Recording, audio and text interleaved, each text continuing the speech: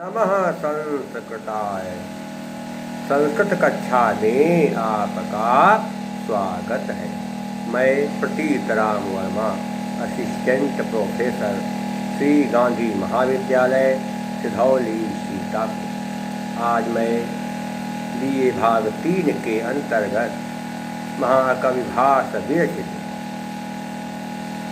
स्वप्नवासो दत्तम नाटक का 6ठा अंक पढ़ाने जा रहा हूँ। पिछले अंक में मैंने पढ़ाया था कि राजा को पता लगा कि पद्मावती के पास एक ब्राह्मण ने अपनी बहन को धरोहर के रूप में रखा था।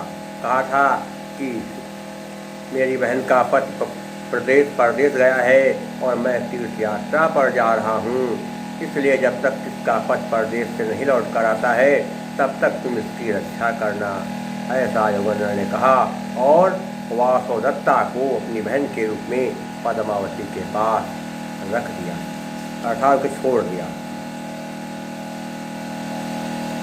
जब राजा को सब पता लग गया तो उन्होंने कहा कि जो ब्राह्मण ने अपनी बहन को पद्मावती के पास छोड़ा था उसको यहाँ बुला लाओ, और ब्राह्मण को भी सूचना दो कि वो आए। ब्राह्मण को सूचना दी कि ब्राह्मण आ गए और वहाँ पर उस समय जो है योगेंद्र भी आ गए, धात्री भी थी, धाय थी और पद्म सब लोग थे। पद्मावती ने धात्री से कहा, आर्या अपनी बहन को ले जाइए। धात्री ने अवंतिका को देखकर कहा, अरे ये तो राजकुमारी वासोदत्ता है। राजा ने कहा, क्या महासेन की पुत्री वासोदत्ता? देवी तुम पद्मावती के साथ अंतःपुर में जाओ। योगेंद्र ने कहा, नहीं, अंतःपुर में प्रवेश नहीं करना चाहिए, ये तो मेरी बहन है, अवंतिका नहीं है। राजा ने कहा, आप क्या कहते हैं कि आपकी बहन है, लेकिन मुझे तो लगता है कि ये महासेन की पुत्री वासोदत्ता है। राजा ने कहा, मुझे इसको देखकर लग रहा है, अवंतिका को देखकर, कि ये महासेन की पुत्री वासोदत्ता है। योगेंद्र ने कहा, महाराज आप बहुत ज्ञानी हैं, पवित्र हैं, राज धर्म के उपदेशक हैं, आपको मेरी बहन का बलपूर्वक अपहरण नहीं करना चाहिए। राजा ने कहा, ठीक है, मैं समानता देखता हूँ कि वासोदत्ता ने घूंघट हटाओ देखें। योगेंद्र ने कहा, ठीक है महाराज। योगेंद्र ने कहा, महाराज की जय हो। वासोदत्ता जैसे घूंघट हटाएगा, वासोदत्ता ने भी कहा, महाराज की जय हो, आर्यपुत्र की जय हो। राजा ने कहा, अरे योगेंद्र, ये महासेन की पुत्री वासोदत्ता है, ये महासेन की पुत्री वासोदत्ता है। क्या कहा? किनु सत्यमिदं स्वप्नः सभूयो दृश्यते मया अनयाप्येवमेवाहं दृष्ट्या वंचितस्तदा। किम नु नहीं कहता, किम माने क्या, नु माने यहाँ पर क्या होता है, नु माने अथवा, सत्यम इदम सत्य है, इदम मन यह, क्या ये सत्य है या स्वप्न? स्वप्न है सा मन वह, भूयो नहीं भूयः, भूया धन दृश्यते। हसिचा के नियम से, हसिचा के नियम से क्या होता है, आ पर विसर्ग हो तो भूय, या में आ पर विसर्ग, भूय या में आ पर विसर्ग, तो आ पर विसर्ग हो, उसके बाद किसी वर्ग का तीसरा चौथा पांचवा अक्षर हो या 11वां हा हो, उस निकालने पर विसर्ग के स्थान पर ऊ बन जाता। भूया धन दृश्यते, विसर्ग के बाद दा, तो क्या हो गया, विसर्ग का बन गया ऊ, बन गया भूयऊ। या में आ के बाद आ दुगुना से ऊ का ऊ बन गया। भूया मैंने कहते क्या कि दोबारा, दृश्यते कर देख रहा हूँ, मया अर्थात मेरे द्वारा, या मैं, वैसे हम माने में होता है कि यहाँ पर लगाएंगे मैं ही, मैं दोबारा देख रहा हूँ।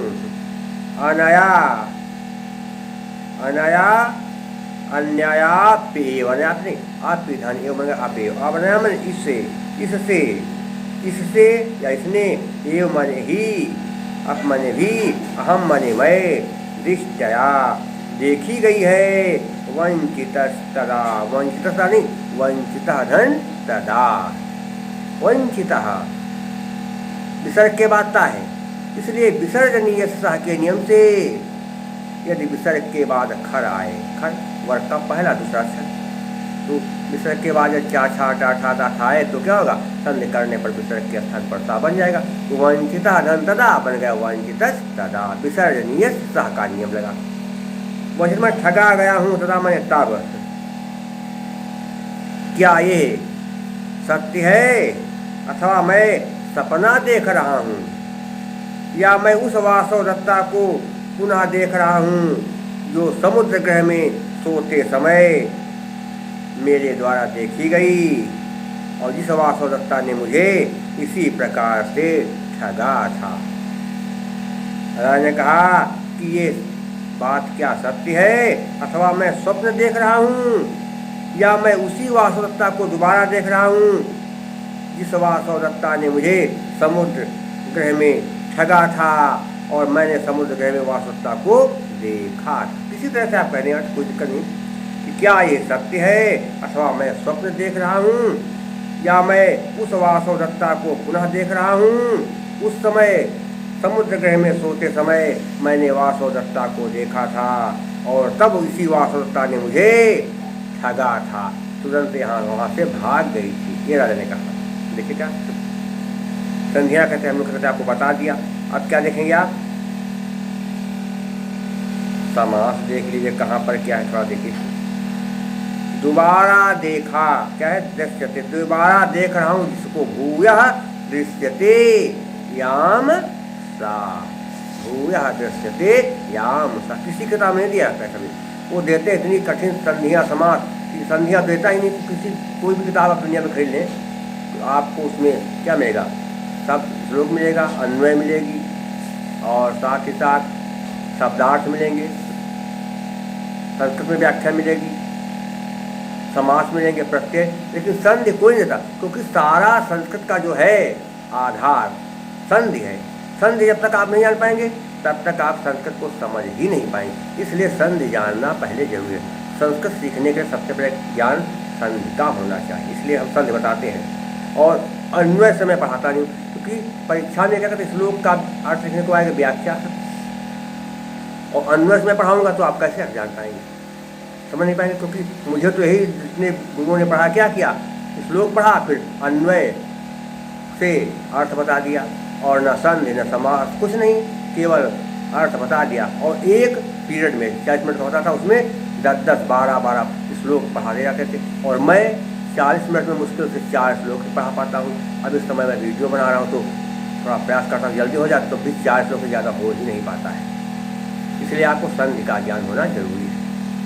देखिए, भूयः दृश्यते याम सा, वह भी समास हो जाएगा। इसके अलावा देखेंगे क्या, यहाँ पर जो है वंचिता में क्या बनेगा, कत प्रत्यय, भूयः में यत प्रत्यय, स्वप्न में कत प्रत्यय, ये प्रत्यय हो गए। अलंकार कौन सा है देखिए, सत्यम स्वप्न 2 बार सा किया बैठे, इसलिए क्या है, वर्ण साम्यम अनुप्रासः, अनुप्रास अलंकार है, और प्रसा और क्या है, अनुष्टुप छंद है। श्लोके षष्ठम गुरु गेयम सरवृत्र लघु पंचमम द्विचतुष्पादयोरहस्वं सप्तमं दीर्घमन्योः। जिस श्लोक के प्रत्येक चरण में 5वां अक्षर लघु और 6ठा अक्षर गुरु होता है, दूसरे और चौथे चरण में 7वां अक्षर ह्रस्व होता है, पहले और तीसरे चरण में 7वां अक्षर दीर्घ होता है। पहले तीसरे चरण में, पहले और तीसरे चरण में 7वां अक्षर दीर्घ होता है, वहाँ पर अनुष्टुप प्रसाद गुण है और वैदन भी रीति है। राजा पहचान गया, योगेंद्र ने राजा से कहा, महाराज मैंने वासवदत्ता को आपसे दूर कर दिया, इस कारण मैं बड़ा भारी अपराधी हूँ, महाराज मुझे क्षमा कर दीजिए। ऐसा कह करके यौगंधर महाराज युधिष्ठिर के चरणों में गिर जाता है। राजा उसे उठाकर कहते हैं कि आप यौगंधर हैं, अरे आप तो बहुत महान हैं। राजा ने कहा कि हे मित्र, मिथ्योन्मादस्य युद्धस्य, मिथ्योन्मादस्य युद्धस्य शास्त्रदृष्टस्य मन्त्रितैः भवद्यतनैः खलु अयं मज्जमानाः समुद्धृता। मिथ्योन्माद मिथ्या धन उन्माद, बड़ा के बाद इसलिए आदुना से उनका ओ बन गया। मिथ्या क्या कहते हैं कि झूठे उन्मादों से, अर्थात झूठे उन्माद का मतलब क्या होता है? उन्माद का मतलब मतवाला हो जाए, अकल काम न करे, क्या करना क्या नहीं करना इसका विचार ही न किया जाए, उल्टा जा काम करे, होता मिथ्या उन्माद। कि अपने आप में ही जो है समाये रहे, अपने आप में ही जो है रमे रहे, किसी से मतलब ही नहीं। मिथ्या उन्मादों से कहते क्या है? उन्मादय से कहते नहीं, उन्मादय धंचा, क्या होगा? उन्मादय धंचा, विसर्ग के बाद चा इसलिए विसर्जनीय सा के नियम क्या, विसर्ग का सा बन गया, और फिर दंत सा के बाद चा इसलिए स्तु स्तुना स्तु के नियम से दंत सा का तालब सा बन गया। फिर देखिए युद्धस्य में भी वही सारी बातें हैं, कौन सी? विसर्जनीय स्तु स्तुना, और युद्धों से शास्त्र दृष्टय और शास्त्रीय मंत्रणाओं से जाने गए। शाह वही, और वही सब संधियाँ जो पहले बताई। मंत्र तय क्या होगा? मंत्र तय माने विचारों से, भवद्यत्नय आपके प्रयत्नों द्वारा, खल मैंने कहते निश्चय, वह मैंने हम, मज्ज माना अर्थात विपत्ति रूपी समुद्र में डूबे हुए समुद्रता उबार लिए गए हैं या निकाल लिए गए हैं। राजा ने कहा कि हे मित्र, विपत्ति रूपी समुद्र में हम लोग विपत्ति रूपी समुद्र में हम लोग डूबे हुए थे, और मिथ्या उन्मादों से, युद्धों से और शास्त्रीय मंत्रणाओं से जाने गए गुप्तचर विचारों से आपके प्रयत्नों द्वारा हम डूब रहे थे, लेकिन अब समुद्र से बाहर निकाल लिए गए। फिर से एक बात समझिए कैसे, क्योंकि बड़े अटपटे अर्थ होते हैं। हे मित्र, हम लोग विपत्ति रूपी समुद्र में डूबे हुए थे, मिथ्या उन्मादों में चूर थे, युद्धों से भी हम परेशान थे, और शास्त्रीय दृष्टि से हमारा उद्धार कैसे हो सकता है, इस प्रकार के गोपनीय विचारों से आपने प्रयास करके हमको समुद्र से बाहर निकाल लिया है, हमारा उद्धार कर दिया है, इसलिए आपका बहुत बहुत धन्यवाद। ये कहा राजा ने। देखिए भवद्यत ने ये ठीक है। अब जो है कहाँ पर कहते बनेंगे, देखिए मिथ्या उन्मादय लिखा, क्या बनेगा? मिथ्या उन्माद है जिनमें, मिथ्या उन्मादा ये सुते, मिथ्या उन्माद जिनमें वह। आगे लिखा है शास्त्र दृष्टि, शास्त्र की दृष्टि, शास्त्राणाम दृष्टि, षष्ठी तत्पुरुष है। मध्यमाना में सारच प्रत्यय है, समुद्रता में कत और टाप दोनों प्रत्यय हैं, दृष्टि में कत और टाप दोनों, कत प्रत्यय, युद्ध में भी कत प्रत्यय, मिथ्या में टाप प्रत्यय है, मध्यमाना में सारच प्रत्यय। और क्या है इसके अलावा देखिए, हम लोग डूबे हुए थे, मिथ्या उन्मादों में परेशान थे, समुद्र में डूबे थे, विपत्ति रूपी समुद्र में डूबे थे, लेकिन आपने निकाल लिया। उसका कारण क्या है? आपने गोपनीय विचार से हमको निकालने का प्रयास किया, और भी तमाम प्रयास आपने किए, युद्धों से, शास्त्रीय मंत्रणाओं से हमको निकालने का प्रयास किया है। इसलिए यहाँ पर कार्य कारण दोनों क्या होगा? कार्य लिंग अलंकार, हेतोर्वाक्य पदार्थत्वे काव्यलिंगम निगद्यते। और क्या हो गया? इसके अलावा अनुष्टुप छंद है, बता चुके वही चीज़ है। और साथ ही साथ प्रसाद गुण वैदर भी रीति है। ये ध्यान रखेंगे, सब चीज़ों का ध्यान रखें, कहाँ पर कौन सी रीत कौन सा गुण।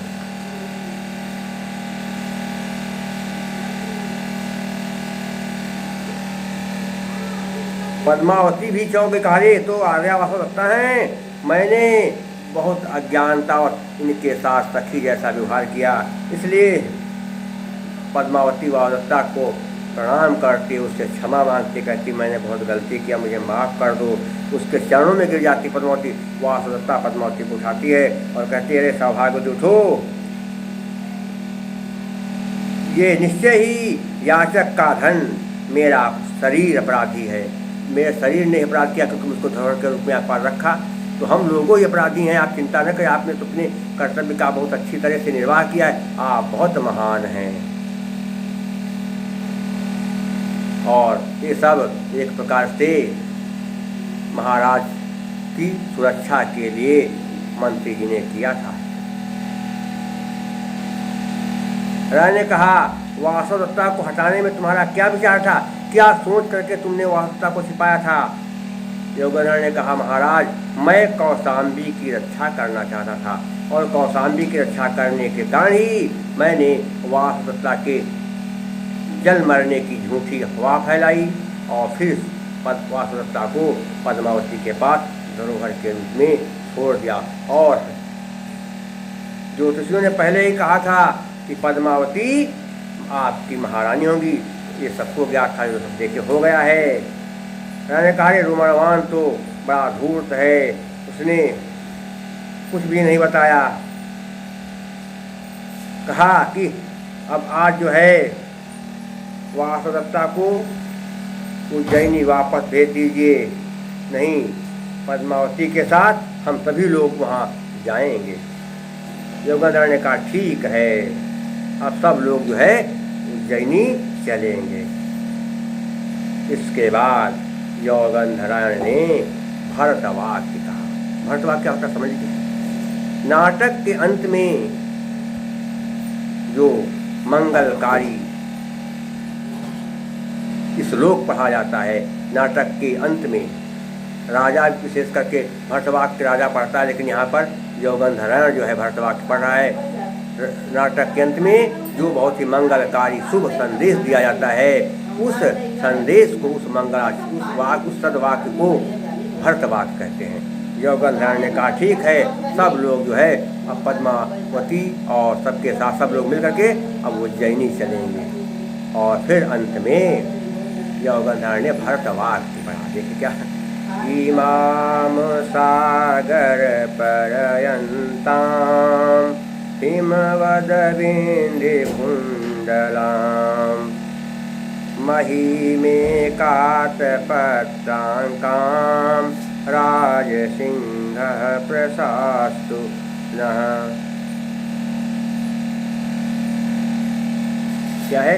इमाम माने इस सागर पर्यंताम, समुद्र रूपी सीमा वाली, हिमवद विंध्य कुंडलां, हिमालय और विंध्य पर्वत वाले, हिमालय और विंध्याचल पर्वत से युक्त दो कुंडलों वाली महीन माने पृथ्वी, एकात पत्रांकाम, एक छत्र रूपी चिन्ह से युक्त राजसिंहा, राजाओं में प्रधान, प्रशास्तु शासन करें, न माने हमारे। समुद्र रूपी सीमा वाली, समुद्र रूपी सीमा वाली, हिमालय और विंध्य पर्वत वाली, समुद्र रूपी सीमा वाली, हिमालय और विंध्य पर्वत वाली दो कुंडलों से युक्त, ये छत्र रूपी चिन्ह से युक्त इस पृथ्वी पर हमारे महाराज उदयन शासन करें। फिर समझिए, समुद्र रूपी सीमा वाली, समुद्र रूपी सीमा वाली और हिमालय तथा विंध्याचल पर्वत वाली जो हमारी पृथ्वी है, समुद्र रूपी सीमा वाली हिमालय और विंध्याचल पर्वत से युक्त जो हमारी पृथ्वी है, जो इस पृथ्वी के मानो 2 कुंडल हैं, हिमालय और विंध्याचल पर्वत 2 मानो पृथ्वी के कुंडल हैं, और यहाँ जो छत्री रूपी चिन्ह लगा हुआ है, ऐसी क्या कह सकते चिन्ह हिमालय और विंध्याचल पर्वत। फिर समझिए, समुद्र रूपी सीमा वाली जो हमारी पृथ्वी है, और जिस पृथ्वी के पास हिमालय और विंध्याचल पर्वत हैं, और मानो हिमालय और विंध्याचल पर्वत पृथ्वी के 2 कुंडल हैं, और मानो कुंडल रूपी चिन्ह हैं, पृथ्वी के 2 कुंडल रूपी चिन्ह हैं, ऐसी महान पृथ्वी पर हमारे महाराज उदयन शासन करें। यह कहा, देखिए, हिमवत विंध्य, हिमवत नहीं, हिमवत धन विंध्य हो गया, झलाम सुमंते सूत से ताका दा बन गया। क्या है, देखिए आगे क्या है, एकात महीमेक धन एकात बन गया, महीमेकात, आकाशवर्णे दीर्घा बन गया। सागर पर्यंताम क्या बनेगा, सागरा पर्यंता यस्याः सा, और हिमवत इसमें क्या है, हिमवत चा विंध्यश्च, द्वंद्व समास बन जाएगा।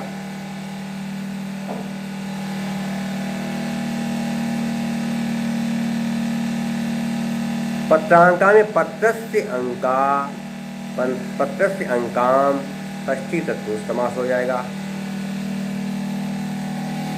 प्रत्यय कहाँ बनेंगे, देखिए कहा था, हिमवत में वतु प्रत्यय है, और राजा में त्रिच प्रत्यय है, राजा में कौन सा त्रिच प्रत्यय है।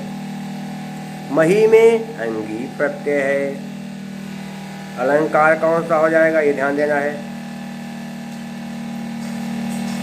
अलंकार कैसे क्या बनेगा, थोड़ा ध्यान देंगे। पृथ्वी की विशेषताएं बताई गई, क्या है, पृथ्वी समुद्र तक फैली हुई है, और पृथ्वी पर हिमालय और विंध्याचल पर्वत हैं, इसलिए यहाँ पर पृथ्वी की विशेषताएं बताई गई, इसलिए यहाँ पर परिकर अलंकार है। उक्तैर विशेषणैः साधिप्रायो परिकरो मतः, परिकर अलंकार है। और क्या है, अनुष्टुप छंद है, बता चुके हैं लक्षण पहले ही। और क्या, प्रसाद गुण है, चित्तम व्यापनोति क्षिप्रम सुसकन्धेन मिवानलः, सप्रसादः समस्तेषु रसेषु रचनासु चा। जहाँ जो बात पढ़ते या सुनते तुरंत दिल में बैठ जाए, समझ में आ जाए, वहाँ पर प्रसाद हो, जो सभी और रसों में और सभी रचनाओं में होता है। इसके अलावा क्या है, यहाँ पर देखा है तो समास बहुत कम, इसलिए क्या है, यहाँ पर समास कम, वहाँ पर बेहतर भी।